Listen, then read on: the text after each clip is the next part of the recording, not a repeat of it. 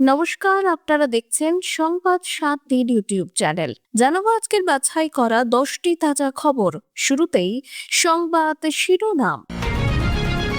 তৃণমূলে লোকসভা দখলে অভিষেক দলনেতার আসন থেকে সরলেন সুদীপ, চিফ হুইপ ছাড়লেন কল্যাণ।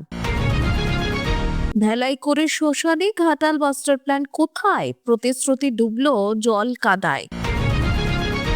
মহুয়া মমতার ঘূর্ণিপাকে কল্যাণের বিস্ফোরণ, চিফ হুইপ পদ ছাড়লেন দিদির রোষে জর্জরিত সংসদ। বুকে লাথি বেড়ে হাড় গোড় ভেঙে দিতাম, বীরভূমের কাজল শেখের হুমকি ঘিরে রাজনৈতিক আগুন। চীনা গুরু রাহুলের বিরুদ্ধে সুপ্রিম কোর্টে ভৎসনা, বিজেপির তোপ সার্টিফাইড দেশদ্রোহী। ভোটার তালিকা নিয়ে হোঁচট কমিশনের ২০০২ সালের তালিকা গায়েব ৪টি বিধানসভায়। বাংলায় এসআইআর জল্পনা তুঙ্গে। বহিরাগত তথ্যের জবাব সিএএ হাতিয়ার, বঙ্গ বিজেপিকে যুদ্ধ জয়ের মন্ত্র দিলেন অমিত শাহ। উত্তরবঙ্গে দুর্যোগের সংকেত, প্লাবনের আশঙ্কা, ধসের হুঁশিয়ারি, দক্ষিণবঙ্গেও ঝড় বৃষ্টির তাণ্ডব। আসছে বিস্তারিত সংবাদে। তৃণমূল কংগ্রেসের বড় রাজনৈতিক রদবদল। লোকসভায় এবার দলের হাল ধরলেন অভিষেক বন্দ্যোপাধ্যায়। দীর্ঘদিনের নেতা সুদীপ বন্দ্যোপাধ্যায়কে সরিয়ে তাকে লোকসভার দলনেতা ঘোষণা করলেন মমতা বন্দ্যোপাধ্যায়।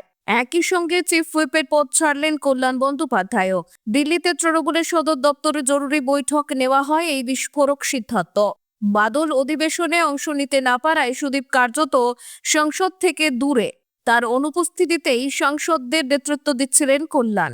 তবে মমতার পরিকল্পনা আরো গভীর। ২০২৬-এর ভোটের আগেই জাতীয় রাজনীতিতে অভিষেককে তুলে ধরার কৌশল স্পষ্ট। বৈঠকে অভিষেকের নাম প্রস্তাব করা মাত্রই সকল সাংসদ তা মেনে নেন। অতীতে অপারেশন সিন্দুর ইস্যুতেও বিদেশ সফরে দেশের প্রতিনিধি হিসেবে তাকেই পাঠিয়েছিলেন মমতা। এবার লোকসভায় সরাসরি দায়িত্ব তার কাঁধে। প্রথমে মমতা নিজে লোকসভার দলনেতা ছিলেন, পরে দায়িত্ব নেন সুদীপ। এবার অভিষেকের উত্থানে স্পষ্ট, আগামী দিনে তিনি তৃণমূলের মুখ। বর্ষিয়ানদের সরিয়ে তরুণ নেতৃত্বের হাতে লাগাম তুলে দিতেই শুরু করলো কাশপুর শিবির। এই রদবদল শুধুই পদ নয়, তৃণমূলের ভবিষ্যৎ দিশা বদলের ঘোষণাও বটে। ঘাটাল যেন বারবার ডুবে যাচ্ছে, শুধু বৃষ্টিতে নয়, প্রতিশ্রুতি ভাঙার জলে।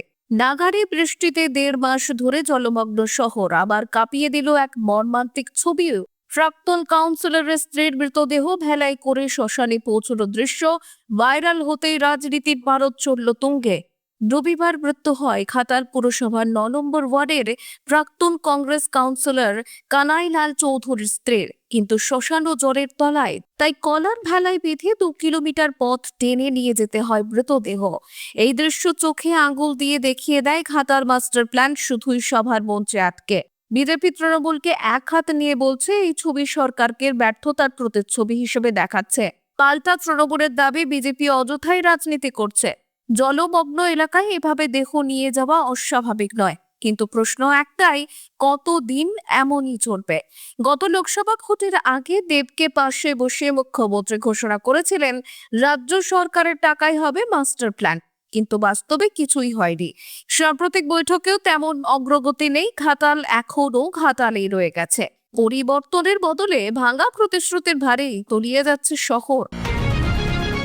তৃণমূল কংগ্রেসে ফের তীব্র অন্তর্দ্বন্দ্ব, মুখ্যমন্ত্রী মমতা বন্দ্যোপাধ্যায়ের রোষ, মহুয়া মৈত্রের সঙ্গে সংঘাত, দুয়ের মাঝখানে বিস্ফোরণ ঘটালেন শ্রীরামপুরের সাংসদ কল্যাণ বন্দ্যোপাধ্যায়। চিফ হুইপ পদ থেকে আচমকাই ইস্তফা দিয়ে কার্যত দলকে কড়া বার্তা দিলেন অভিজ্ঞ সাংসদ। সোমবার মমতার ডাকা বৈঠক শেষে পদত্যাগ করে কল্যাণ সরাসরি প্রশ্ন ছুড়ে দেন দিদির দিকেই।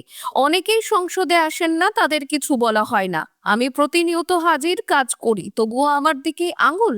এরপর মহুয়াকে কটাক্ষ করে বলেন, সুন্দর শাড়ি পরে বড় বড় ইংরেজি বললেই কি চলবে? পাশাপাশি জানান তাকে এসএসসি, ডিএ, ছাত্র সংসদ সবই সামলাতে হয়, একা সব দায়িত্ব নেওয়া সম্ভব নয়। অতীতে মহুয়া মৈত্র তার বিরুদ্ধে দলনেত্রীর কাছে লিখিত অভিযোগ জানানোর পর থেকেই দুজনের সম্পর্ক চরম তিক্ত, আর সেই রেশ কাটেনি। সোমবার সকালে মহুয়াকে দেখেই কল্যাণ মন্তব্য করেন, দিনটাই খারাপ যাবে। এদিন কল্যাণের বিস্ফোরক অভিযোগ, দিদি হয়তো ভাবছেন আমি দায়িত্ব সামলাতে পারছি না, তাই নিজে থেকেই সরে দাঁড়ালাম। অভিষেক বন্দ্যোপাধ্যায়ের ফোনের কথা উল্লেখ করেন, জানিয়ে দেন শব্দ শুধু আমার ঘাড়ে কেন। তৃণমূলের অন্তর্মহলে কল্যাণের এই পদক্ষেপ যে নতুন করে ঝড় তুলবে তা বলাই বাহুল্য। বীরভূমে ফের তৃণমূল বিজেপি সংঘাত চরমে। মুখ্যমন্ত্রীর পোস্টারে কালি লেপন নিয়ে উত্তপ্ত হয়ে উঠল গোটা জেলা। আর সেই আবহে তৃণমূলের ধিক্কার মিছিল থেকে বিস্ফোরক মন্তব্য করলেন বীরভূম জেলা পরিষদের সভাপতি কাজল শেখ। রীতিমতো হুমকির সুরে বললেন, আমি থাকলে বুকে লাথি মেরে হাড়গোড় ভেঙে দিতাম। সোমবার কোর কমিটির বৈঠক শেষে অনুব্রত মণ্ডলের আহ্বানে ধিক্কার মিছিল নামায় তৃণমূল। নেতৃত্বে ছিলেন কাজল শেখ নিজে, আর সেখানেই বিজেপিকে আক্রমণ করে তার হুঁশিয়ারি। লক্ষ্মীর ভান্ডার, স্বাস্থ্যসাথী, কন্যাশ্রী সবই দিচ্ছেন মমতা বন্দ্যোপাধ্যায়। সেই নেত্রের অবমাননা করলে ছেড়ে কথা বলবো না, এই বিতর্কের সূচনা শনিবার, যখন বিজেপি তিলপাড়া ব্যারেজের দুরবস্থা নিয়ে ডেপুটেশন দিতে গিয়ে মুখ্যমন্ত্রীর পোস্টারে কালি লাগানোর অভিযোগে তৃণমূল ক্ষিপ্ত হয়ে ওঠে। কেষ্ট বলেই দেন, বিরোধী থাকা মানে নোংরামো নয়, পোস্টারে কালি দেওয়া ভদ্রতা নয়। কাজলের হুমকির জেরে এবার সরব বিজেপিও। জগন্নাথ চট্টোপাধ্যায় তোপ দেগে বলেন, তৃণমূলের নেতারা পুলিশকে ব্যবহার করে আমাদের কর্মীদের গ্রেফতার করছে, আর মুখে বলে লাথি মারবে। এটাই বীরভূমের তৃণমূল সংস্কৃতি। ঘটনার জল যে আরো গড়াবে তা বলাই বাহুল্য। বীরভূম যেন বারবার উত্তপ্ত হয়ে উঠছে তৃণমূলের হুমকি আর বিজেপির পাল্টা জবাব ঘিরে। ভারতীয় সেনাবাহিনী নিয়ে মন্তব্য করে ফের চরম বিতর্কে কংগ্রেস নেতা রাহুল গান্ধী। এবার তার মন্তব্য নিয়ে সুপ্রিম কোর্ট সরাসরি ভর্ৎসনা করল লোকসভার বিরোধী দল নেতাকে, আর সেই রায়ে আগুন ধরিয়ে দিল বিজেপি। রাহুলকে তীব্র ভাষায় আক্রমণ করে বিজেপি বলল, তিনি ভারতকে দুর্বল আর চীনকে শক্তিশালী করতে চাইছেন। সোমবার আদালত লখনৌয়ের এক মামলায় স্থগিতাদেশ দিলেও সেনা সম্পর্কে রাহুলের মন্তব্যকে অপ্রত্যাশিত ও দুর্ভাগ্যজনক বলে জানায়। একজন প্রকৃত ভারতীয় এমন কথা বলতে পারে না। এই মন্তব্যকে হাতিয়ার করে ধর্মেন্দ্র প্রধান বলেন, দেশের ইতিহাসে এই প্রথম সুপ্রিম কোর্ট বিরোধী নেতাকে এমন ভাষায় ভর্ৎসনা করল। বিজেপি মুখপাত্র গৌরব ভাটিয়া সরাসরি রাহুলকে চীনা গুরু আখ্যা দিয়ে বলেন, ডোকলাম থেকে গালওয়ান সর্বত্র ভারতের সেনারা যুদ্ধ করছে। বুক চিতিয়ে আর রাহুল বলেন, সেনা মার খাচ্ছে, এটা কোন মনোভাব? অমিত মাল্যব্য অভিযোগ করেন, রাহুলের মন্তব্য জাতীয় নিরাপত্তাকে হুমকিতে ফেলে। কল্পনাও করা যায় না একজন বিরোধী দলনেতা এমন কথা বলেন। শেহজাদ পুনাওয়ালা সুর চড়ান, সেনাবাহিনী এখন কংগ্রেসের অপমানের লক্ষ্যবস্তু। রাহুল তার দেশপ্রেম জাগে না, ঘৃণা জাগে। সাক্ষাৎকারে দেশের অর্থনীতিকে মরা বলার জন্য রাহুলের বিরুদ্ধে ক্ষোভ উগরে দিয়েছে পদ্ম শিবির। বিজেপির প্রশ্ন, তিনি কি চান ভারত দুর্বল হোক আর চীন রাশিয়ার মঞ্চে অপদস্থ হোক? বিহারের পর এবার পশ্চিমবঙ্গে স্পেশাল ইন্টেন্সিভ রিভিশন অর্থাৎ এসআইআর ঘিরে জল্পনা প্রবল। তার আগে জাতীয় নির্বাচন কমিশন 2002 সালের পুরনো ভোটার তালিকা প্রকাশ্যে নেমে পড়তেই ঘটে গেল চরম গাফিলতি। দক্ষিণ 24 পরগনা ও বীরভূমে 4টি বিধানসভা কেন্দ্রের ভোটার তালিকা নেই, একেবারে গায়েব। কমিশন সূত্রে জানা গেছে, কুলপি, মুরারি, রামপুরহাট ও রাজনগরের 2002 সালের ভোটার তালিকা খুঁজে পাওয়া যাচ্ছেই না। ভোটার তালিকা প্রকাশের প্রক্রিয়ায় এখনো পর্যন্ত 103টি কেন্দ্রের তালিকা প্রকাশিত হলেও এই 4টি কেন্দ্রের তালিকা নেই বলে মেনে নিয়েছে কমিশন। জেলা প্রশাসন বলছে, 2002 সালে তথ্য ডিজিটাল ছিল না, সবই ছিল কাগজে কলমে। তাই তালিকা কোথায় রয়েছে তা খুঁজে পেতেই কাল ঘাম ছুটছে আধিকারিকদের। ইতিমধ্যে জেলা শাসকদের নির্দেশ দেওয়া হয়েছে খোঁজ চালাতে। তালিকা না পেলে 2003 সালের খসড়া তালিকার ওপরেই নির্ভর করতে হবে বলেই জানিয়েছে কমিশন। বাংলায় শেষবার এসআইআর হয়েছিল 2002 সালে। 2 যুগ পর তা ফের চালু হলে রাজ্যে রাজনৈতিক উত্তেজনা বাড়বে বলেই মত পর্যবেক্ষকদের। তালিকা ঘিরে এই গাফিলতি বিরোধীদের হাতে বড় অস্ত্র হতে পারে। নির্বাচন কমিশনের বিশ্বাসযোগ্যতাও এখন প্রশ্নের মুখে। শেষ বেশ টালবাহানা কাটিয়ে দিল্লিতে বৈঠকে বসলেন অমিত শাহ। সোমবার সংসদ ভবনে বঙ্গ বিজেপির শীর্ষ নেতৃত্ব ও পর্যবেক্ষকদের সঙ্গে প্রায় ঘন্টা খানেক বৈঠকে একের পর এক কড়া বার্তা দিলেন স্বরাষ্ট্রমন্ত্রী। তৃণমূলের এসআইআর ঘিরে বাঙালি আবেগ ও জাতীয়তাবাদে সওয়ার প্রচারে রুখে দাঁড়াতেই রাজ্য নেতৃত্বকে যুদ্ধের প্রস্তুতি নিতে নির্দেশ দিলেন তিনি। বৈঠকে উপস্থিত ছিলেন জেপি নাড্ডা, বিএল সন্তোষ, সুনীল বনসাল, অমিত মাল্যব্য, সুমিত ভট্টাচার্য, সুকান্ত মজুমদার সহ কেন্দ্র ও রাজ্যের গুরুত্বপূর্ণ নেতারা। বৈঠকে শাহ স্পষ্ট জানিয়ে দেন, তৃণমূলের বাঙালিয়ানার লাইন বিজেপিকে যেন কোণঠাসা না করে। বহিরাগত অভিযোগ যাতে ফিরতে না পারে সে বিষয়ে সচেতন থাকার পাশাপাশি বাংলায় বিজেপির উপস্থিতিকে জনগণের পছন্দসই বিকল্প হিসেবে তুলে ধরার নির্দেশ দেন তিনি। জেলাভিত্তিক সংগঠনকে চাঙ্গা করা, লোকসভায় অল্প ভোটে হারা আসনগুলিতে বুথ কমিটি তৈরি, রাজ্য স্তরের কমিটি দ্রুত চূড়ান্ত করার পরামর্শ দিয়েছেন শাহ। একই সঙ্গে সিএএ কে কার্যকর রণ হিসেবেই তুলে ধরার বার্তাও মেরেছে। মতুয়াদের সিএএ হেল্প ডেস্কে টানার কৌশলকেও জোরদার কথা বলেছেন কেন্দ্রীয় নেতৃত্ব। সবচেয়ে তাৎপর্যপূর্ণ নির্দেশ, জেলার নেতাদের সঙ্গে রুদ্ধদ্বার বৈঠক করে আন্দোলনের রূপরেখা চূড়ান্ত করা ও রাজ্য জুড়ে তিরঙ্গা যাত্রা শুরু করা।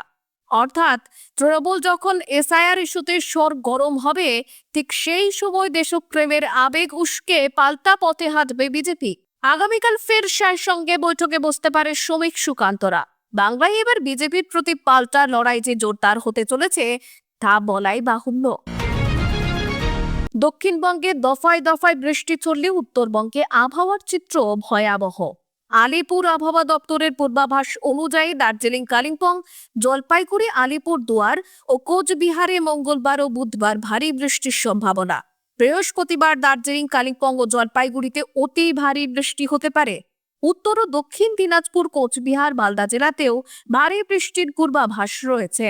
আবহাওয়া অধিকর্তা সোমনাথ দত্ত এ বিষয়ে জানিয়েছেন, মৌসুমী অক্ষরেখা বিহার থেকে জলপাইগুড়ি হয়ে অরুণাচল পর্যন্ত বিস্তৃত। বঙ্গোপসাগর থেকে প্রবল জলীয় বাষ্প ঢুকছে, ফলে বৃষ্টির দাপট আরও বাড়বে।